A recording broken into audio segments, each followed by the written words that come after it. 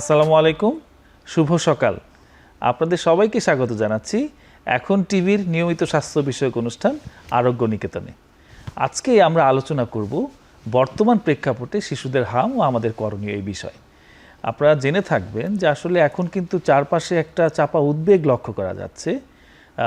বিভিন্ন মিডিয়াতে রিপোর্টিং হচ্ছে, পার্টিকুলারলি অনলাইন মিডিয়াগুলোতে হাম ছড়িয়ে পড়ছে শিশুদের মাঝে, হাসপাতালগুলোতে ভিড় বাড়ছে। তো এইগুলো নিয়েই আজকে আমরা আলোচনা করব। আমরা অত্যন্ত আনন্দিত যে আমাদের মাঝে একজন স্বনামধন্য শিশুরোগ বিশেষজ্ঞ উপস্থিত আছেন। তিনি আর কেউ নন, আমাদের অত্যন্ত প্রিয় অধ্যাপক ডক্টর আবিদ হোসেন মোল্লা স্যার। স্যারকে পরিচয় করিয়ে দেওয়ার আসলে তেমন কিছুই নেই। আমি যখন মেডিকেল কলেজের ছাত্র, ঢাকা মেডিকেল কলেজে, তখন স্যার তিনি সেই মেডিকেল কলেজের শিশুরোগ বিভাগের প্রধান ছিলেন।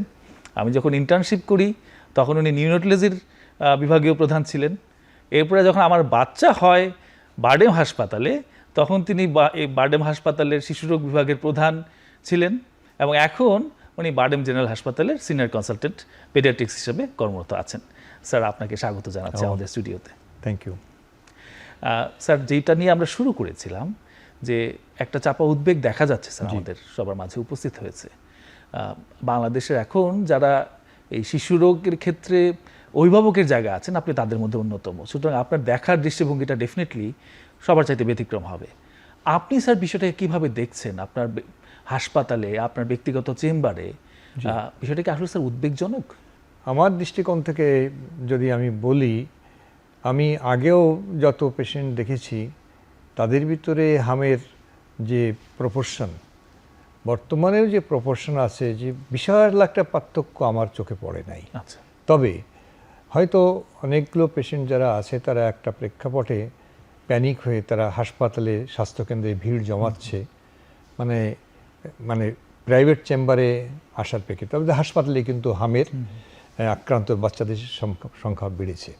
তো সুতরাং এটা চাপা উত্তেজনা হোক, মানুষের একটা উদ্বিগ্নতা আসুক, যেটাই আসুক না কেন, যে হাম কিন্তু বর্তমান সময়ে আমাদের স্বাস্থ্যকেন্দ্রগুলোতে আসছেন, ভর্তি হচ্ছেন, চিকিৎসা পাচ্ছেন। সুতরাং এই সময়ে হামের প্রকোপ অন্যান্য সময় থেকে একটু বেশি। আচ্ছা, তার মানে স্যার কিছুটা বাস্তবতা আছে। জি জি, আমরা যে ধরনের প্রকোপ সাধারণ সময় থাকে তার চাইতে বাড়ছে। তাহলে স্যার, আমাদের সাথে এটার সাথেই সম্পর্ক প্রশ্ন চলে আসছে স্যার, কেন এই পরিস্থিতিটা তৈরি হলো? আমরা নানা রকম থিওরি দেখতে পাচ্ছি মিডিয়াগুলোতে। মানুষের মধ্যে এক ধরনের কনফিউশনও তৈরি হচ্ছে যে তাহলে কি আমাদের আসলেই বড় রকমের কোনো রকম ভ্যাকসিনেশন ফেলিওর হলো, বা কি হলো, কেন এই 26 সালে এসে হঠাৎ করে প্রকোপটা বাড়ছে? এবং এটি শুধু আমাদের বাংলাদেশের ক্ষেত্রেই প্রযোজ্য, আশপাশের দেশগুলোতে স্যার কেমন অবস্থা দেখতে পাচ্ছেন? থ্যাংক ইউ, এটা অত্যন্ত গুরুত্বপূর্ণ প্রশ্ন। আসলে বাচ্চারা কেন আক্রান্ত হচ্ছে, এটাকে যদি আমরা সায়েন্টিফিক টার্মে বলি, এটা হলো ইমিউনিটি গ্যাপ। বিষয়টা যদি আমরা একটু আলোচনা করি, আমাদের দেশে যে ইপিআই প্রোগ্রাম আছে, এটা কিন্তু আমাদের আন্ডার 5 এবং ইনফ্যান্ট মর্টালিটি রেট, ছোটো ছোটো 5 বছরের কম বয়সী বাচ্চা, বিশেষ করে যাদের বয়স 1 বছরের নিচে, তাদের মৃত্যুর একটা সময় অনেক বেশি ছিল। সেটা কিন্তু এখন কমতে কমতে একটা রিজনেবল লেভেলে আসছে। এবং এই যে রিজনেবল লেভেলে কমে আসছে, তার একটা বড় অস্ত্র ছিল আমাদের এফেক্টিভ ইমিউনাইজেশন প্রোগ্রাম, যেটা ইপিআই আমাদের করছে। তো তারপরেও আমাদের এই যে এখন যে হ্যাভকটা আসছে, যে দিনে আমরা সবাই উদ্বিগ্ন, এটা কেন হলো সেটা একটা প্রশ্ন। আমরা সেই যে ভ্যাকসিনেশন কাভারেজ কেমন আছে বাংলাদেশের, একটা সিস্টেম আছে, এটাকে বলা হয় কাভারেজ ইভ্যালুয়েশন সার্ভে। এটা ইপিআইয়ের একটা প্রোগ্রাম। তারা এই সার্ভিলেন্সের মাধ্যমে তারা দেখে যে ভ্যাকসিনটা দেওয়া হচ্ছে, এটা বাচ্চাদের কত % কাভারেজ হয়েছে। সেটা টিউবারকুলোসিসের জন্য হতে পারে, ডিপিটির জন্য হতে পারে, মিজলসের জন্য হতে পারে, এরকম বিভিন্ন ভ্যাকসিনের জন্য হতে পারে। তো সেখানে 2023 সালের তাদের যে একটা রিপোর্ট আমরা দেখলাম, সেখানে দেখা যায় যে মোটামুটিভাবে 87% অফ দ্য চিলড্রেন, যাদের বয়স 2 বছরের কম, তাদের ভিতরে কাভারেজটা হলো এইরকম রেট। সেটা 2023 সালে। 2023 সালে। জি স্যার। তো তারপরে আমি আর আমার চোখে পড়ে নাই।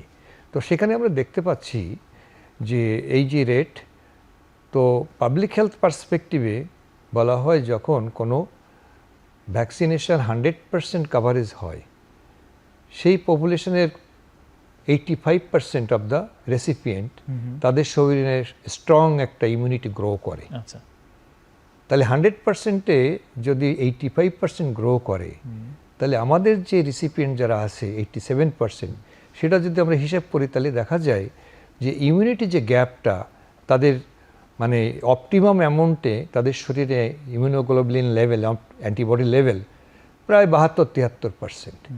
তো তাহলে এখানে একটা গ্যাপ হয়ে যাচ্ছে। এই যে গ্যাপ, জি স্যার, বাংলাদেশে প্রতি বছর প্রায় 10 লাখ শিশু জন্মায়। তাহলে এই 10 লাখ শিশুর মধ্যে যদি এই গ্যাপটা যদি আমরা ক্যালকুলেশন করি, তাহলে দেখা যায় প্রায় 7 থেকে 8 লক্ষ বাচ্চার এই গ্যাপের মধ্যে পড়ে গেছে। তো এইটা আস্তে আস্তে ধরেন over a period of time আমাদের কভারেজ আছে, আমাদের ভ্যাকসিনেশন তো দেওয়া হচ্ছে ইপিআই সেন্টার থেকে।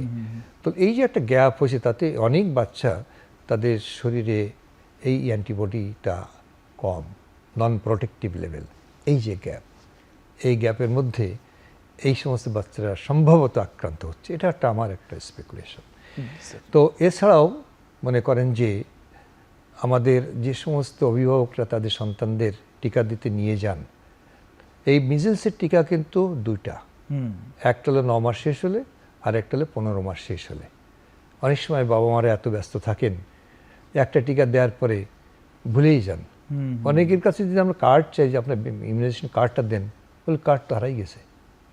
মানে এটার প্রতি কিন্তু একটা অবহেলা কিন্তু আমাদের লাগে। আমি সবার কথা বলছি না, কখনো কখনো দেখি। তাহলে এই যে গ্যাপ, এই গ্যাপের পিছনে কিন্তু আমাদের যে কাভারেজটা ভালো হচ্ছে না, সেটা শুধু যে আমরা যারা টিকা দিচ্ছেন তাদের ঘাড়ে যায় না, অভিভাবকের কিন্তু একটা দায়িত্ব আছে। তো সুতরাং যদি এই দুটো টিকা একত্রে আমরা দিয়ে দিতে পারতাম, এবং তাতে করে যদি আমাদের ইমিউনাইজেশন কাভারটা আরেকটু হতো, 95%-এর উপরে যদি চলে যেত, তাহলে কিন্তু 100% আমরা আমাদের আর ইমিউনিটি গ্যাপ থাকতো না। আমার মনে হয় এই গ্যাপের ভিতর দিয়ে এই ভাইরাসটা তার সুযোগটা নিচ্ছে, এবং আমাদের যে সমস্ত বাচ্চারা আছে তারা আক্রান্ত হচ্ছে বলে মনে হয়। ধন্যবাদ স্যার। আমরা আরও আস্তে আস্তে জানতে থাকবো স্যার। স্যার, এই প্রসঙ্গেই জানি, যেহেতু আপনি একটা সময় উল্লেখ করেছেন যে আমাদের দেশে আমরা 9 মাস বয়সের এবং 15 মাস বয়সে আমরা এই মিজেলসের টিকা দিচ্ছি। জি। এখন তাহলে কিন্তু আমাদের এখনকার অভিজ্ঞতা, আমরা হাসপাতালগুলো যে সমস্ত ভিডিও আমাদের সামনে আসছে, যে সমস্ত বাচ্চাদেরকে আমরা ভর্তি দেখছি, কিছু কিছু বাচ্চা কিন্তু মনে হচ্ছে স্যার বয়স তো 9 মাসেরও কম। আচ্ছা আচ্ছা। তো স্যার এই ক্ষেত্রে কি করার আছে? বা আমি প্রাসঙ্গিকভাবে আসলে জানি স্যার যে এর চেয়ে কম বয়সে, অর্থাৎ একটা নবজাতকের বাচ্চা ভূমিষ্ঠ হওয়ার পরে তার হওয়ার ঝুঁকিটা কতটুকু? এটা অত্যন্ত গুরুত্বপূর্ণ প্রশ্ন। এখানে কিন্তু জ্বরের সাথে র্যাশ আসছে, সব র্যাশ কিন্তু হাম না। জি স্যার, আমাদের যেমন ডেঙ্গু, এখন তো ডেঙ্গু সারা বছর হচ্ছে, আমরা ডেঙ্গুতেও র্যাশ হচ্ছে। আমরা কতগুলো কমন জিনিসের মধ্যে বলি, এই যে মিজেলস আছে, তারপরে ডেঙ্গুর কথা আসছে, টাইফাস আছে, তারপরে স্কারলেট ফিভার আছে, চিকেন পক্স আছে, কত রকম আছে। কিন্তু সবাইকে তো হাম বললে চলবে না। এখন নবজাতক যেটা, একটা বাচ্চা যখন মায়ের পেটের থেকে বের হলো, এই বাচ্চাটা সাধারণভাবে দুটোভাবে প্রোটেক্টেড থাকে। একটা হলো তার মায়ের শরীরে যে ইমিউনোগ্লোবুলিন আছে, সেই ইমিউনোগ্লোবুলিনগুলো অনেকগুলো সাব ক্লাসিফিকেশন আছে। এর মধ্যে আইজিজি, যেটা মায়ের শরীর থেকে প্লাসেন্টা দিয়ে বাচ্চার শরীরে আসতে পারে, এটা কিন্তু প্রোটেকশন দেয়। আচ্ছা, জন্মের সময় থেকে প্রোটেকশন দেয়। আস্তে আস্তে এই ইমিউনোগ্লোবুলিন লেভেলটা কমতে থাকে, তবে 6 থেকে 7 মাস বয়স পর্যন্ত সে মোটামুটি প্রোটেকশন দিয়ে থাকে। একই সাথে যে সমস্ত বাচ্চারা জন্মের পরে শুধু মায়ের দুধের মধ্যে অ্যাটাচ থাকে, মায়ের দুধের মধ্যে আরেকটি ইমিউনোগ্লোবুলিন আছে, তার নাম হলো আইজিএ, এটাও কিন্তু প্রোটেকশনের জন্য হয়। তো সুতরাং সাধারণভাবে একটা নবজাতকের যদি জ্বর আসে এবং তার গায়ে যদি র্যাশ আসে, তাকে আমি ঢালাওভাবে হাম বলাটা মানে ঠিক হবে না। তো এই বাচ্চাদের জন্ম নিয়েছে, বাচ্চাদের গায়ে ফুসকুড়ি উঠছে অনেকগুলো, আমরা যাতে সহজ ভাষায় মাসি পিসি বলি, এটা বলি রাইথেমা টক্সিকাম, এটা নর্মাল জিনিস, কমন, এটারে হাম বললে চলবে না। একটা বাচ্চা সেপ্টিসেমিয়াতে ভুগছে, দারুণ ইনফেকশন হচ্ছে, গায়ে র্যাশ হচ্ছে, তাকে তো হাম বললে চলবে না। তো সুতরাং এক কথাই হলো, নবজাতকরা এবং তার জীবনের প্রথম 6 মাস সে মোটামুটিভাবে, 6 থেকে 7 মাস সে মোটামুটিভাবে যদি মায়ের দুধ খেয়ে থাকে, তাহলে সে প্রোটেক্টেড থাকে।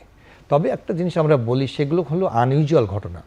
একটা বাচ্চার মা ডেলিভারি করার পরে তার হাম হয়েছে, কথার কথা, তাহলে সেই বাচ্চাটা কিন্তু নতুনভাবে ভাইরাসে সে মায়ের সংস্পর্শে আসার সংস্পর্শ কারণে থেকে vaccine। গেল, সেটা আলাদা বিষয়। Yes, sir. কিন্তু শাব্দিক অর্থে জেনারেলভাবে নবজাতকদের সাধারণভাবে আর হাম হওয়ার সুযোগ নাই। স্যার বিষয়টি হয়তো কতটুকু কমন, কিন্তু যেহেতু যেমন স্যার প্রায় 7 মাসের মধ্যে একটা কাভারেজ আমরা পাচ্ছি, জি, সেটা হচ্ছে আইজিজির মাধ্যমে বা এই ব্রেস্ট ফিডিং এর মাধ্যমে। আমরা জানি 6 মাসের বয়স থেকে তো বাচ্চারা যেহেতু সাপ্লিমেন্টারি ফুড শুরু হয়ে যায়, সেটাও একটু কমে আসছে। এখনকার আমাদের সমাজে অনেক কর্মজীবী মায়েরা আছেন, তারা অতটা আর ব্রেস্ট ফিডিং করতেও পারেন না অনেক ক্ষেত্রে। এইটা কি তাহলে স্যার একটা উইন্ডো কিনা, এই যে 7 মাস থেকে তার ভ্যাকসিন পেতে পেতে লাগছে 9 মাস? এটা আমাদেরকে, এবং আমরা অনেক ভর্তি পেশেন্ট স্যার আমার কাছে মনে হয়েছে আমার সাদা চোখে যে এদের বয়সটা এরকমই হবে, হয়তো 8 থেকে 10 মাস। তো এটা স্যার, এটা একটা ধরেন আপনার পার্সোনাল অবজারভেশন। জি স্যার, অবশ্যই। তবে এটা তো ধরেন একটা প্রোগ্রাম শিডিউল আমাদের দেশে তো 9 মাস থেকে করেন, বাইরের দেশে কিন্তু 12 থেকে 15 মাস। আচ্ছা, কারণ ওদের ওখানে মিজেলসের ভাইরাসের আধিপত্য কম। তো আমাদের এখানে 9 মাস থেকে হচ্ছে। তবে এটা নির্ভর করে, আসলে আমাদের কিছু রিসার্চের প্রয়োজন আছে। আচ্ছা, আমরা যদি কোনো প্রোগ্রাম অত শিডিউলটাকে অল্টারেশন করতে চাই, আমরা মনে করেন মনে হচ্ছে আমরা একটু এগিয়ে নিয়ে আসার কোনো যৌক্তিকতা আছে কিনা? অবশ্যই যৌক্তিকতা আছে, কিন্তু সেটা এভিডেন্স বেসড না হলে, মানে একটা প্রোগ্রাম তো এটা তো একটা মানে আমাদের কান্ট্রি ওয়াইড প্রোগ্রাম, একটা গ্লোবাল প্রোগ্রাম। সুতরাং সেখানে পরিবর্তন করতে গেলে তার ব্যাকগ্রাউন্ডে যথেষ্ট এভিডেন্স থাকতে হবে। পার্টিকুলারলি যারা রেসিপিয়েন্ট শরীর আছে, তাদের 7 মাস বয়সে এসে তাদের ইমিউনোগ্লোবুলিন লেভেল কত প্রোটেক্টিভ লেভেলে থাকে কিনা, এই ধরনের ল্যাবরেটরি এস্টিমেশন করে যদি সায়েন্টিস্টরা এবং কনসার্ন বডিরা যদি মনে করেন যে এটা খুবই কমে গেছে, একদম জিরোর কাছে চলে আসছে, সুতরাং এটা একটু আগায় নিয়ে আসা যায় ভ্যাকসিনেশনটা, তা না হলে আমরা এইভাবে করতে পারবো না। Thank you sir. স্যার, আমাদের একটা বিরতির সময় এসছে, আমরা বিরতির পরেই ফিরছি।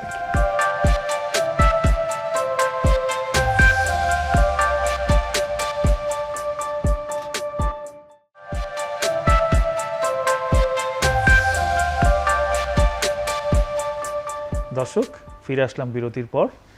স্যার, আমরা যে প্রসঙ্গে ছিলাম, তার মানে স্যার আমরা কিন্তু দেখতে পাচ্ছি আমাদের এখন কথাগুলো কিন্তু এই ভ্যাকসিন কেন্দ্রিকে আসছে, যে এই রোগটা প্রতিরোধের অন্যতম প্রধান উপায় হচ্ছে ভ্যাকসিন। স্যার, সেই প্রসঙ্গে আমাদের কিন্তু এখন যেমন জাতিসংঘে বাংলাদেশ পুরস্কৃত হয়েছে তাদের ভ্যাকসিনের সাফল্যের জন্য, আমাদের এই ইনফ্যান্ট মর্টালিটিকে সিগনিফিকেন্টভাবে কমানো গেছে। নিশ্চয়ই স্যার আপনারা যখন স্টুডেন্ট ছিলেন বা ইয়াং ডক্টর ছিলেন, তখনকার বাংলাদেশের প্রেক্ষাপট আর এখনকার প্রেক্ষাপটে অনেক পার্থক্য হয়েছে। কিন্তু আমরা একটা উল্টো স্রোতও কিন্তু স্যার দেখতে পাচ্ছি ইদানিং, একটা ভ্যাকসিন বিমুখতা, কিছু রকমের, যেটা এখনকার সোশ্যাল মিডিয়ার যুগ, অনেক রকমের নানা অপতথ্যেও সয়লাভ, নানা রকম তথ্য যে ভ্যাকসিনগুলো সব বিদেশি ষড়যন্ত্র, ভ্যাকসিন নিলে অমুক হয় তমুক হয়, এই ধরনের বিষয়গুলো কিন্তু এখন আমরা সার্ফেসে আসতে দেখছি। এবং অনেক শিক্ষিত মানুষের মধ্যেও এক ধরনের দ্বিধা, এবং দ্বিধার থেকে অসচেতনতা। স্যার, এটি আপনি কিভাবে দেখছেন স্যার? আমি মনে করি যে এখানে দুটো প্রসঙ্গ আপনি তুলেছেন সঠিকভাবে। তার একটা হলো 5 বছরের কম বয়সী শিশুদের মৃত্যু একটা সময় একটা দুঃস্বপ্ন ছিল। 1 বছরের নিচের যে সমস্ত বাচ্চারা অকালে ঝরে যায়, তার ক্ষতি শুধু তার অভিভাবকরাই না, আমরা বুঝতাম কি করুণ দৃশ্য। এবং সমস্ত পৃথিবীর ভিতরে আমাদের একটা অবস্থান ছিল, বেশ খারাপ অবস্থা ছিল। তো তার পিছনে যে সমস্ত কারণগুলো ছিল, অপুষ্টির থেকে শুরু করে সংক্রামক ব্যাধি একটা ছিল, এবং সেই সংক্রামক ব্যাধি ইপিআইয়ের মাধ্যমে কন্ট্রোল করার প্রেক্ষাপটে আজকে বাংলাদেশের আন্ডার 5 মর্টালিটি, আন্ডার 1 মর্টালিটি কিন্তু একটা রিজনেবল লেভেলে আসছে। তো সুতরাং মানে আমি মনে করি যে এখানে তথ্যপত্রকে মানে বিকৃত করার দরকার নেই। আমরা আমাদের চোখের সামনে কয়েক দশক ধরে দেখছি। তো সুতরাং এখানে ভ্যাকসিনেশনের একটা গুরুত্বপূর্ণ ভূমিকা সে পালন করেছে, এটা আমরা বিশ্বাস করি। এবং সেই অনুপাতে বাংলাদেশের সামগ্রিক ইনফেকশাস ডিজিজের বিবেচনায় আমাদের দেশে যে ইপিআই শিডিউলটা আছে, সেই ইপিআই শিডিউল অনুপাতে কোনো রকম মানে তথ্যে বিভ্রান্ত না হয়ে এটার মধ্যে স্ট্রিক্ট থাকার পক্ষে আমি দৃঢ়ভাবে মানে আমার অভিভাবক যারা আছেন তাদেরকে আমি রিকমেন্ড করি যে আপনারা এটাকে বিশ্বাস করেন। দ্বিতীয় হলো যে আমি অনেক অভিভাবকের ভিতরে অপতথ্য না হলেও তাদের ভিতরে একটা অনীহা দেখেছি। আমি একটু আগেই বলছিলাম যে যে সমস্ত টিকাগুলো আমাদের দেওয়া হচ্ছে, তার প্রথম টিকাটা কিন্তু বিসিজি টিকা, জন্মের 24 ঘন্টার মধ্যে দেওয়ার কথা। আজকে আপনি দেখেন এই 24 ঘন্টার মধ্যে কত পার্সেন্ট, অনেক কম পার্সেন্টেজ তারা তাদের সন্তানদের টিকা দেয়।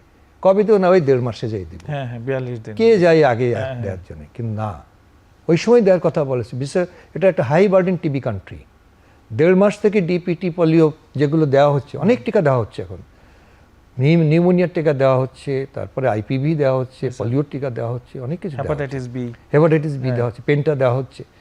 তো এইগুলো টাইমলি দিতে হবে, উদ্দেশ্য আছে। এটা এক ফট করে একটা রিকমেন্ডেশন করা না। তো এগুলোকে ইগনোর করার সুযোগ নেই। কেউ এই যে পেন্টা টিকা যেটা 3 মাস, 1.5 মাস, 2.5 মাস, 3.5 মাসে দেওয়া হয়, দুটো দেশে আর একটা খবর নেই। তারপরে এই যে হামের টিকার কথা বলা হয়েছে যে ফার্স্ট টিকার যে 9 মাসে দেওয়া হয়, সেটা একটা দিলে তার প্রোটেকশন কিন্তু 95%, 7% পর্যন্ত। কিন্তু আমরা সেকেন্ড টিকাটা দিচ্ছি কিনা, কেন দিচ্ছি? কারণ ফার্স্ট টিকা দেওয়ার পরে সবাই যে সমান পাবে তার শরীরে অ্যান্টিবডি তৈরি করবে তা না, ওটাকে বুস্ট করার জন্য দ্বিতীয়টা দিচ্ছি। কেন দুটো দিচ্ছি? যে হামের যে ভাইরাসটা সেটা একটা মানে বেশ একটা খারাপ ভাইরাস। তো সুতরাং আমি মনে করি কোনো রকম অবহেলা না, কোনো রকম নেগলিজেন্সি না, বাচ্চার সুস্বাস্থ্যের কথা বিবেচনায় এনে যে কোনো অভিভাবক যথাসময়ে এই টিকাগুলো, পার্টিকুলারলি মিজেলসের টিকা, এই যে ডিপিটির টিকার কথা বলে, আজকে আমরা কেসে আমরা মানে ডিপথেরিয়া পাই না, রাইট, আমরা টিটেনাস কিছু পাই, কিন্তু হুপিং কাশি পাই না। টিউবারকুলোসিস কিন্তু আগের থেকে অনেক কমে গেছে। তো কেন কমেছে? Because of this vaccination. সুতরাং এখানে অপতথ্যে আমার কোনোভাবেই বিভ্রান্ত হওয়ার কোনো সুযোগ নাই। আমার বাচ্চার সুরক্ষার জন্যে আমি সময় মতো ইপিআই শিডিউল অনুপাতে আমি টিকা দেব। এগুলো ম্যান্ডেটরি টিকা, এর একটাও আমাকে ইগনোর করার কোনো সুযোগ নেই। Thank you sir. স্যার এই প্রসঙ্গক্রমে একটু জেনে রাখি স্যার, যে সাপ্লিমেন্টারি ভ্যাকসিনেশন একটা কথা হচ্ছে, বর্তমান সরকার এই পরিস্থিতি সামাল দেওয়ার জন্য একটা উদ্যোগ নিয়েছেন, খুবই শীঘ্রই ভ্যাকসিন আসছে এবং বাংলাদেশে আগেও একবার এরকম দেওয়া হয়েছিল। তো স্যার এটা কি একটু রুটিন করা যায় কি না এই ধরনের ব্যাপারগুলো, যে এই পার্টিকুলার মিজেলসের ক্ষেত্রে বা অন্যান্য যেগুলোতে ঝুঁকি থেকে যাচ্ছে? আচ্ছা, এখানে তাহলে দুটো জিনিস কথা আসছে। একটা হলো রুটিন ইমিউনাইজেশন, স্যার, আর যেটা সাপ্লিমেন্টারি ভ্যাকসিনেশন সেটাকে রুটিন করা যায় কি স্যার। এটা যথার্থই একটা ইম্পর্টেন্ট কোশ্চেন। আমি তাহলে একটু আগে যেটা বলছিলাম সেটা রুটিন ইমিউনাইজেশন। জন্মের প্রথম দিন থেকে 15 মাস বয়স পর্যন্ত আমাদের যে শিডিউল আছে, এটা হলো রুটিন ইমিউনাইজেশন। এখন এই যে সাপ্লিমেন্টারি ভ্যাকসিনেশন, এটার উদ্দেশ্যটা কি? উদ্দেশ্যটা হলো যে ইমিউনিটি গ্যাপের কথা বলছিলাম, আমাদের মনে হচ্ছে অনেক বাচ্চার ইমিউনিটি আছে, অনেকের নাই, একটা গ্যাপ তৈরি হয়েছে।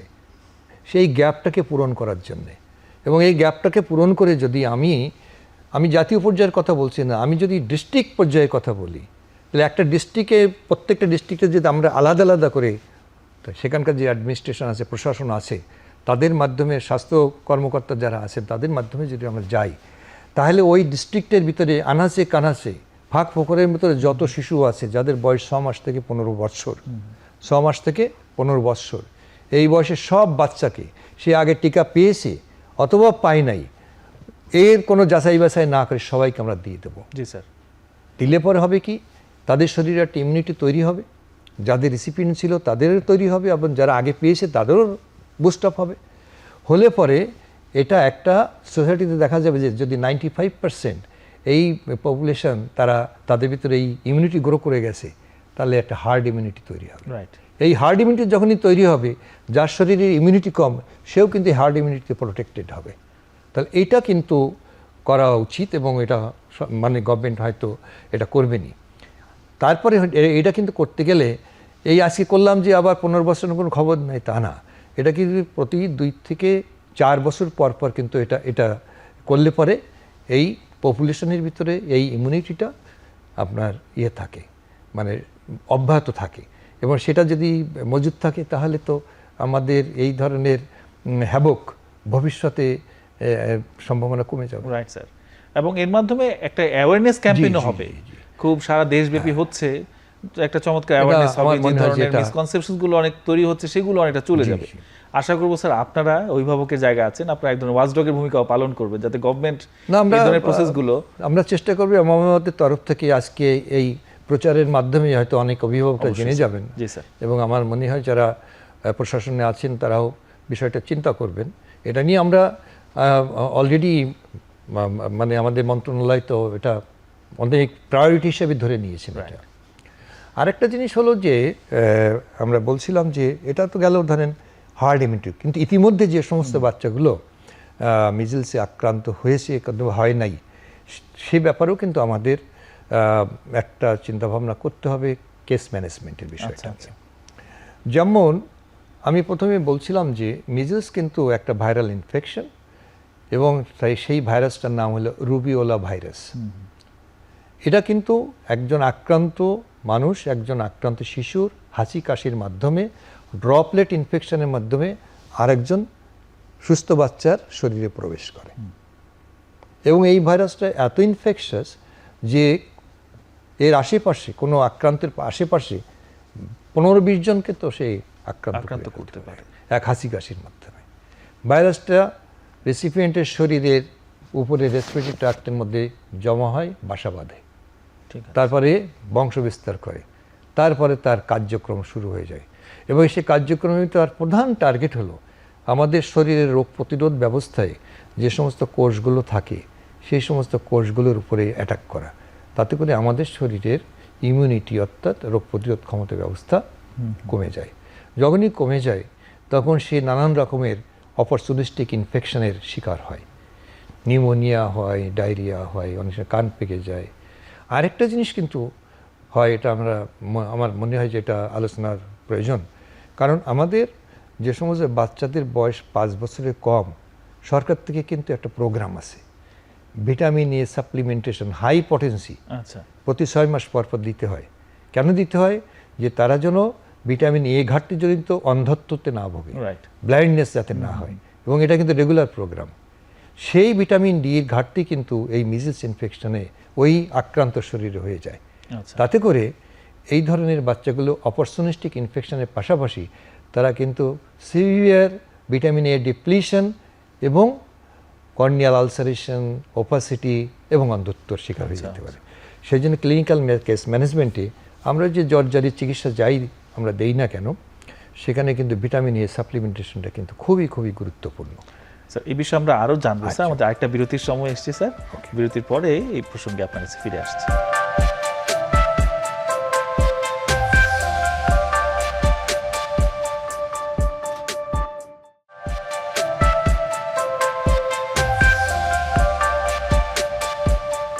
দর্শক ফিরে আসলাম আরেকটা বিরতির পর।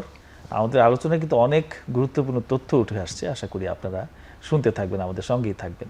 স্যার যে প্রসঙ্গে ছিলাম, আপনি স্যার কেস ম্যানেজমেন্ট সম্পর্কে বলছিলেন, তো আমি তাহলে শুরুতেই আসি যে সেটা হচ্ছে স্যার একটা অভিভাবক, একটি বাচ্চার গার্ডিয়ান আসলে কখন সন্দেহ করবেন যে তার বাচ্চার হার্ম হয়ে থাকতে পারে। কারণ যেমন স্যার আমাদের একটু আগের কথাই ছিল যে জ্বর এবং র্যাশ, আমাদের কিন্তু আরো অনেকগুলো সমস্যা আমরা দেখতে পাচ্ছি। এখানে গুরুত্বপূর্ণ প্রশ্ন কেস আইডেন্টিফিকেশনের জন্য। এখানে আমরা দেখতে পাচ্ছি যে কোনো ধরনের ইনফেকশনে জ্বর কিন্তু একটা ইম্পর্ট্যান্ট ফিচার। এই জ্বর আসলে যে হাম হয়েছে তা বলা যাবে না, হাজার হাজার কারণ আছে জ্বরের। এখন একটা বাচ্চার জ্বর হয়েছে, আমরা জানি না কি কারণ হয়েছে, একদিন যায়, 2 দিন যায়, পরের দিন যায় দেখা গেল যে তার জ্বরের সাথে নাক দিয়ে পানি আসছে, বেশ কাশি শুরু হয়েছে, তারপরে দেখা যায় তার চোখ দুটোর দিকে তাকানো যাচ্ছে না, চোখগুলো লাল হয়ে গেছে, চোখ দিয়ে পানি পড়ছে। তাহলে এখানে সিমটমস কী হলো? জ্বর সাথে হলো কাশি, নাক দিয়ে পানি পড়ছে, লাল চোখ। একদিন, 2 দিন, 3 দিন, 4 দিন পার হয়ে যাওয়ার পরে তার দেখা গেল মুখে কয়েকটা লালচে লালচে র্যাশ আসছে, এবং গ্রাজুয়ালি টপ টু বটম, উপর থেকে আস্তে আস্তে সেই র্যাশগুলো মুখে ছিল, এখন গলায়, বুকে, পিঠে, পায়ে এইভাবে ডিস্ট্রিবিউট হচ্ছে। এই র্যাশটা, এইটা কিন্তু খুব গুরুত্বপূর্ণ। এই র্যাশটা যখন অ্যাপিয়ার করছে, অ্যাপিয়ার করার পরে দেখা গেল জ্বরের ইন্টেন্সিটি, তীব্রতা আরও বেড়ে গেছে, হার্ম। আচ্ছা, ঠিক আছে। কিন্তু অনেক জ্বর আসছে, 4 দিন বয়সে যে র্যাশ যেই আসছে তখন দেখা গেল জ্বর ডাউন, নাই, এটা হার্ম না। ওকে স্যার, তাহলে আমরা একটা গুরুত্বপূর্ণ পার্থক্য পেয়েছি যে র্যাশ আসার পরে যদি জ্বর বেড়ে যায় তাহলে আমরা শুরুতে সন্দেহ করি এটা হার্ম, হার্মের সম্ভাবনা খুবই বেশি। স্যার তাহলে তার জ্বর ছিল, কাশি, নাক দিয়ে পানি এবং চোখ লাল, প্লাস ইন্টেন্সিটি, জ্বরের তীব্রতা বেড়ে গেছে। কখন? যখন তার শরীরে র্যাশ করার পর। ঠিক আছে, এটা গেল এক। দ্বিতীয় হলো যে এই যে র্যাশ যেগুলো আসে, সে কিন্তু সাধারণভাবে হেড টু ডাউন ডিস্ট্রিবিউশন, অর্থাৎ মুখ থেকে আগে শুরু পায়ে হয়ে আসবে নিচের দিকে যাবে। পরে মুখে আসবে তা না, কিন্তু মুখের থেকে আস্তে আস্তে আস্তে আস্তে চলে নিচের দিকে যায়। তারপরে 2 দিন 48 ঘন্টা যাওয়ার পরে জ্বরের তীব্রতা যদি কোনো জটিলতার মধ্যে সে না পড়ে কমে যায়, এবং আস্তে আস্তে আস্তে আস্তে তার জ্বর ভালো হয়ে যায়, আস্তে আস্তে চলে।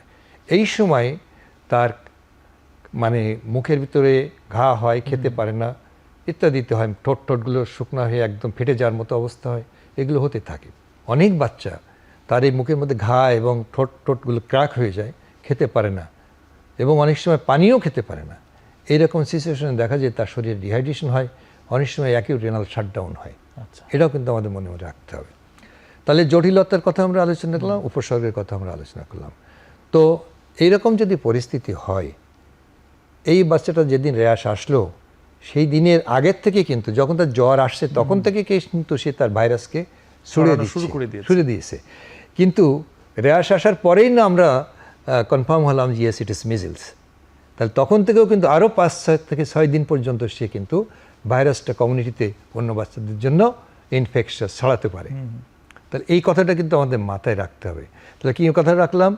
জ্বর হয়েছে, প্যারাসিটামল দেন, গোসল এবং অন্যান্য পরিচর্যা যা আছে তা করান, খাবে না বেশি, কিন্তু পানি এবং পানীয় একটু বেশি করে দেওয়ার চেষ্টা করেন, যাতে করে তার শরীরে হাইড্রেশনটা ভালো থাকে এবং তার পেশাবটা ভালো থাকে।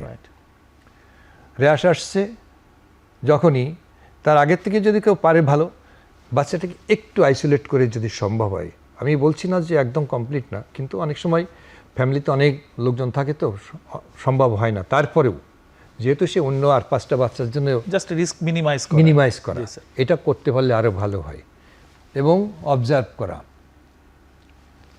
ভিটামিন এ ক্যাপসুল দিয়ে দেওয়া, high potency vitamin A capsule, ঠিক আছে? জি স্যার। যাদের বয়স 6 মাসের নিচে 50,000 প্রথম দিন, দ্বিতীয় দিন 50,000। আচ্ছা, যাদের বয়স 6 মাস থেকে 1 বছর, প্রথম দিন 1 লাখ ইউনিট, দ্বিতীয় দিন 1 লাখ ইউনিট। যারা 1 বছর উপরে, প্রথম দিন 2 লাখ, পরের দিন 2 লাখ, এটা দিয়ে দেওয়া, যাতে করে তার ভিটামিন ডি, ভিটামিন এ ঘাটতিজনিত চোখের কোনো প্রবলেম না হয়। অবজার্ভ করা, কি অবজার্ভ করা? দর্শক, আমি আশা করব যে আপনারা এগুলো নোট রাখবেন, কারণ এই তথ্যগুলো কিন্তু খুবই গুরুত্বপূর্ণ। আমরা আবার কথায় ফিরছি। জি স্যার। তাহলে কোনো বাচ্চার যদি দেখা যায় শ্বাসকষ্ট হচ্ছে, কিভাবে বাবা মা বুঝবেন? বাবা মা তার বাচ্চার শ্বাস তো দেখছেন, নড়াচড়া দেখছেন, কিভাবে ঘুমিয়ে থাকলেন তার শ্বাস ওঠানামা করে সেটাও তো দেখছেন।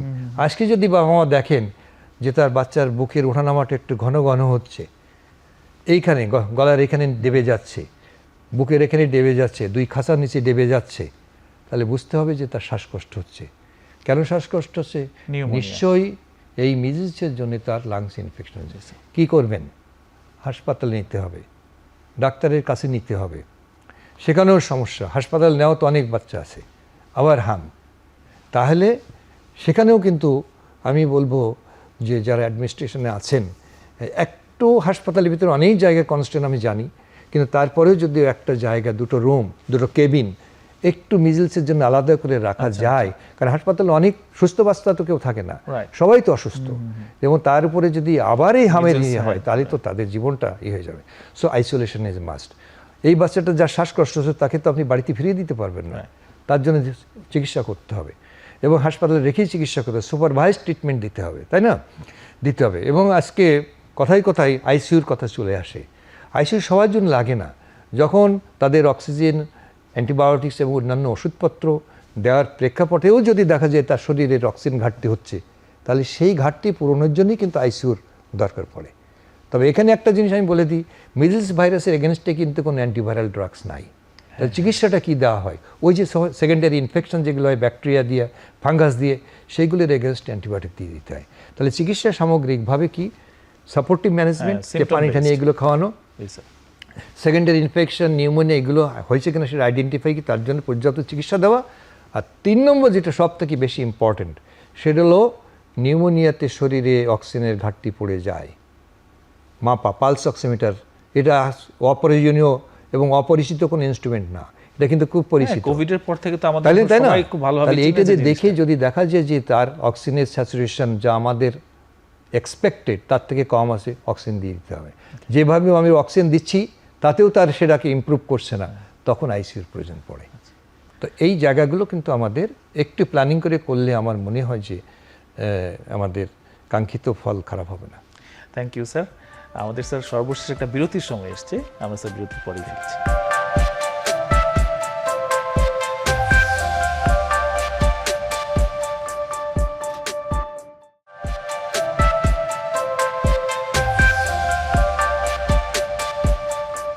দর্শক, ফিরে আসলাম বিরতির পর, সর্বশেষ বিরতির পর। আমরা আগের আলোচনাতে ছিলাম স্যার, আমরা প্রায় শেষ পর্বে চলে এসেছি। তো স্যার, আমরা কৌতূহল থেকে জানতে চাচ্ছি, তার মানে একটা বাচ্চাকে স্যার সে দুটো ভ্যাকসিন পেয়েছে, 9 মাসে পেয়েছে, 15 মাসে পেয়েছে, তাহলে তার বাবা মা এক্ষেত্রে কনফিডেন্ট থাকতে পারে কিনা যে হ্যাঁ আমার বাচ্চা মিজেলস মুক্ত? ওকে, অত্যন্ত গুরুত্বপূর্ণ প্রশ্ন। আমি মনে করি যে কনফিডেন্ট থাকতে পারেন, কারণ যার প্রথম একটা টিকা দিলে আমরা একটু আগে বলছিলাম যে প্রায় 95% প্রোটেকশন, সেকেন্ড টিকার দেওয়া হলো। কারো যদি প্রথম টিকার পরে সে উপযুক্ত তার শরীরে ইমিউনিটি না হয়, সেকেন্ড টিকা তার বুস্ট আপ করে দেবে। এবং এই ভ্যাকসিনেশনের প্রভাবে তাকে বলা হয় যে he is immune against measles life long. Okay, এটা আছে। তবে এরপরেও যদি সে কোনো মিজেলসের ভাইরাসের সংস্পর্শে আসে, আক্রান্ত হয়, তাহলে তার সাইন সিমটমস এবং জটিলতা খুবই মিনিমাম। সুতরাং অ্যাজ এ হোল দুটো টিকা দিলে সে হার্মের আশঙ্কা থেকে মুক্ত। অসংখ্য ধন্যবাদ স্যার। এইবার স্যার আমরা একদমই শেষ পর্যায়ে স্যার, আপনি এখন আমাদের অভিভাবকরা কিন্তু স্যার একই সঙ্গে নানা রকম মিস ইনফরমেশন দ্বারা আক্রান্ত এবং বাস্তবতার নিরিখে যথেষ্ট অসহায় বোধ করছেন। স্যার, আপনি এই অভিভাবকদের উদ্দেশ্যে আপনি কিছু বলবেন কিনা স্যার? আমার অভিভাবকদের জন্য একটা কথা হলো যে আমরা বীরের জাতি। এর আগে আমাদের কোভিড হয়েছিল, আমরা কোভিড সবাই মিলে প্রতিহত করেছি এবং আমাদের যে মর্টালিটি, আমাদের যে জটিলতা কোভিডের পরবর্তী, তা কিন্তু পৃথিবীর অনেকের থেকে ভালো। আবার হামের সমস্যা আসছে, এটা নিয়ে প্যানিক হওয়ার কিছু নাই। এটা আমাদের আগেও ছিল, এখনও আছে, এখন বেশি চোখে আসছে। আমরা যদি যা আমরা আলোচনা করলাম, এই আলোচনায় যদি আমরা একটু ভিজিল্যান্ট থাকি, আমরা আমাদের আক্রান্ত যদি কোনো বাচ্চা থাকে তাকে একটু isolation either in the home, বাসায় দিয়ে তার যে সাপোর্টিভ চিকিৎসা এবং তার কোনো জটিলতা আছে যার দুই একটা আমরা আলোচনা করেছি, সেইগুলোর প্রতি যদি একটু দৃষ্টি থাকে এবং একই সাথে হাসপাতালের যে ব্যবস্থাপনা আছে সেখানে আমাদের ডাক্তার আছে, সেখানে একটু আইসোলেট করে তাকে যে সুপারভাইজড ট্রিটমেন্ট দেওয়া যায়, আমার তো মনে হয় যে এটা জয় করা আমাদের জন্য অসম্ভব কিছু নয়।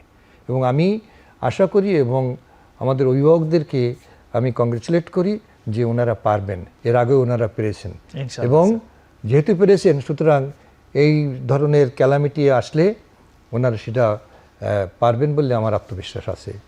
আমি এইটুকু আশা আমি তাদের কাছে করতে পারি। অসংখ্য ধন্যবাদ স্যার, আপনার অত্যন্ত ব্যস্ততম সময় থেকে আমাদের কিছুটা সময় দিয়েছেন, যেটি আমাদের দর্শকদের জন্য, বাংলাদেশের জনসাধারণের জন্য অনেক উপকারে আসবে বলে আমরা মনে করি। Thank you very much for calling me, আমাকে ডাকছেন। আমি এই সময়ে আমি আপনাদের এই মিডিয়ার মাধ্যমে আমার দেশের মানুষের সাথে কথা বলতে পারছি, এটাও আমার জন্য একটি বিরাট পাওনা।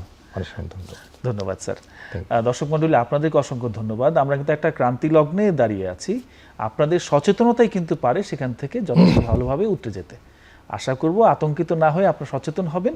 আজকে যে আলোচনাগুলো হয়েছে স্যার অত্যন্ত গুরুত্বপূর্ণ যেসব তথ্যগুলো দিয়েছেন, আশা করি সেগুলো আপনারা মনে রাখলে আমাদের সচেতনতা তৈরি হবে এবং আমরা এই সমস্যাটিও উতরে গিয়ে আবার ভালোভাবে আমাদের বাংলাদেশ এগিয়ে যেতে পারবে সামনে। অসংখ্য ধন্যবাদ, পরবর্তী পর্বে দেখা হবে।